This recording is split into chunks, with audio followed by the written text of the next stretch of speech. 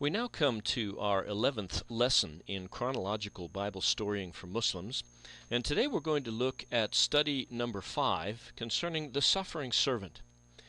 I'm suggesting that your 5th Bible study with your Muslim friend be focused on Isaiah chapter 53, verses 1 to 12. This passage is perhaps one of the most remarkable passages in the Old Testament because it shows the degree to which the Old Testament predicts the coming of Messiah and predicts that Messiah would suffer for the sins of the nation as a perfect kafara, as Muslims would put it, as a perfect atonement for the sins of the nations. And you remember from our first study that forgiveness means that the one who forgives takes the consequences of the other's action upon himself. Now let me just say a couple of things as we get into this study today. First of all, it is possible for you, if you want, to give to your Muslim friends some pictures of the Isaiah scroll in Jerusalem. As you know, in 1948 there was a great discovery of the so-called Dead Sea Scrolls in Israel. And one of the scrolls that was almost complete, missing nothing, was the so-called Isaiah scroll, dating from about 200 BC. And if you want to use this as an apologetic point, you can probably get some pictures of that scroll, the so-called Isaiah scroll, right offline, and show it to your Muslim friend and say, the passage that we are about to read, we have a copy of it dating from 200 years before the birth of Jesus. And this is important because Muslims need to see that the scriptures really hold together and that they really are not only as old as they claim to be, but we even have copies, very, very old copies, that indicate that these prophecies were given long before the time of Jesus and long before the time of the Christians, so that there's no way that this was something faked or created at a later time. Let me just mention also that in this particular section, I've had to remove a number of pictures for copyright issues.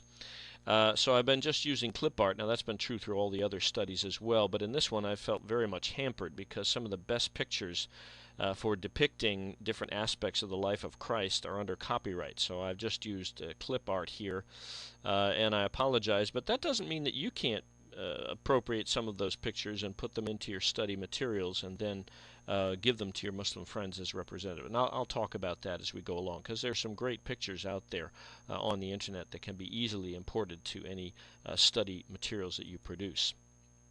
Well, first of all, let's begin reading through this. We begin at verse 1 of chapter 53. Who has believed our message, and to whom has the arm of the Lord been revealed?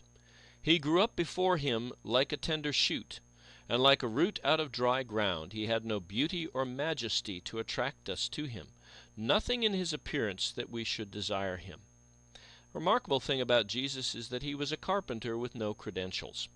In fact, he was criticized by the Jewish leaders. How is it that you come to teach, having never really studied in the advanced seminaries of the day? Jesus was a simple carpenter, and there was nothing about him in a physical sense that would make people be attracted to him as something special. And this is one of the first prophecies about who Jesus would be. He wouldn't come as a king. He wouldn't come as someone who was well-known or received and famous, but simply he came as a servant.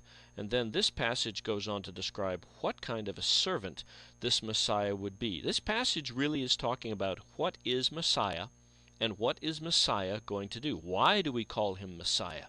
Now it's interesting that Muslims call Jesus Masih, Isa Masih, Jesus the Messiah.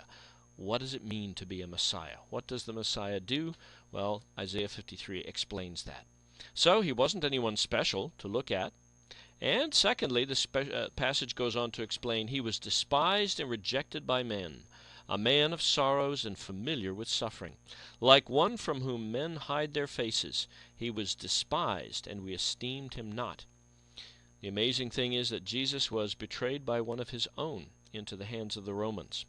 And his own people didn't stand by him. He was a man of suffering who was abandoned by all of his friends at the time that he was imprisoned and brought before the Romans.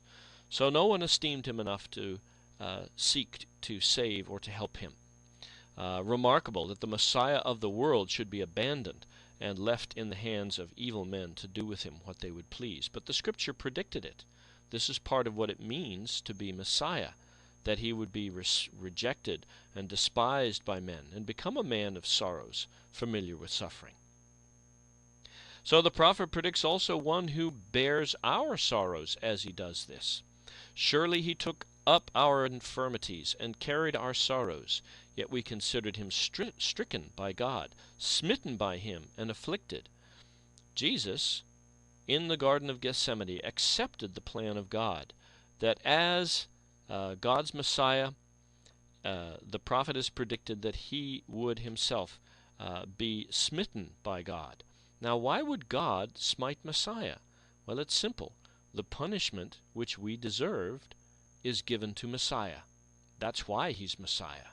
He's Messiah because he's borne the punishment that we deserved in himself. And in Gethsemane, Jesus accepted that startling plan of God. The prophet also predicts that this Messiah, would bear our iniquities. But he was pierced for our transgressions. He was crushed for our iniquities. The punishment that brought us peace was upon him, and by his wounds we are healed. We all like sheep have gone astray. Each of us has turned to his own way, and the Lord has laid on him the iniquity of us all. Basically, this is reflecting back to the whole sacrificial system of the Old Testament. The Passover lamb, which was a spotless, without blemish lamb, was killed on the Day of Atonement in memory of the fact that God, through the blood of that lamb, passed over his people from the judgment that they deserved. And Muslims to this day sacrifice in remembrance of the sacrifice on behalf of Abraham's son. All of this are merely shadows or pictures of what was to come. For these sacrifices must be offered year after year, and indeed the Jews to this day also offer their Passover lambs. But the blood of lambs and goats and rams cannot take away our sin. So the prophet predicts that there would be someone who would himself, a human person, who is Messiah, would be pierced for our transgressions, crushed for our iniquities. And the punishment that would give us peace, that is to say, our punishment that we deserved borne by someone else, gives us peace and the option then to return to God in repentance and to receive that forgiveness which he gives. We all like sheep have gone astray. The Lord laid our iniquity upon Messiah. Jesus is the Passover lamb. The whole book of Hebrews, of course, emphasizes this reality.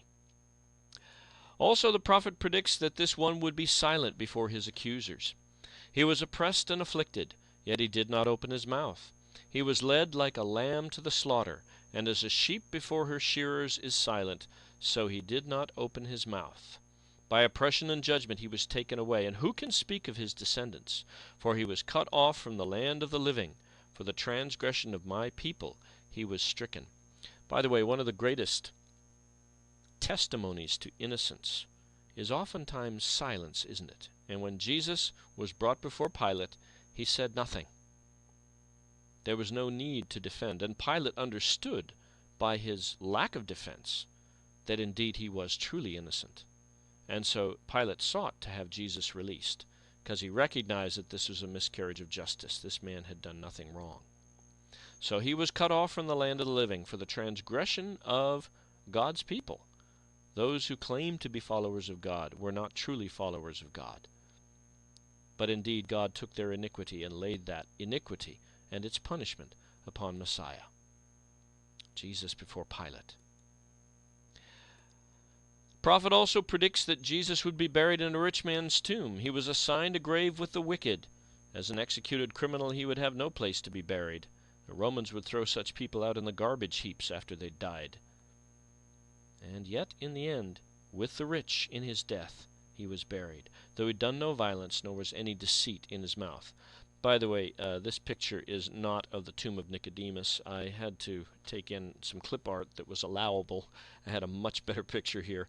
But you can look up something like that under Google search, under Tomb of Nicodemus if you want, and show some renditions of the rich tomb in which Jesus was laid. And even this detail is predicted in the book of Isaiah for what would happen with Christ. The prophet also predicts the victory of the suffering servant. Yet it was the Lord's will to crush him and cause him to suffer. And though the Lord makes his life a guilt offering, he will see his offspring and prolong his days. And the will of the Lord will prosper in his hand. My servant will justify many. After the suffering of his soul, he will see the light of life and be satisfied. By his knowledge my righteous servant will justify many, and he will bear their iniquities. Again, this is a picture of the resurrection. Yes, the Messiah bears the sins of the world and the sins of all who have rebelled against God. And yet, after his death, after his atonement has been carried out and his blood has been poured out, he is restored to life. He will see the light of life and be satisfied. And he will become the one that justifies the many, that justifies the sinner, that justify those who take faith in his finished work on the cross. This was all predicted in the book of Isaiah, and it's a critical point to show to our Muslim friends. Old and New Testaments fit together. Jesus is the resurrected Christ. Finally, the prophet predicts the servant who forgives this sin.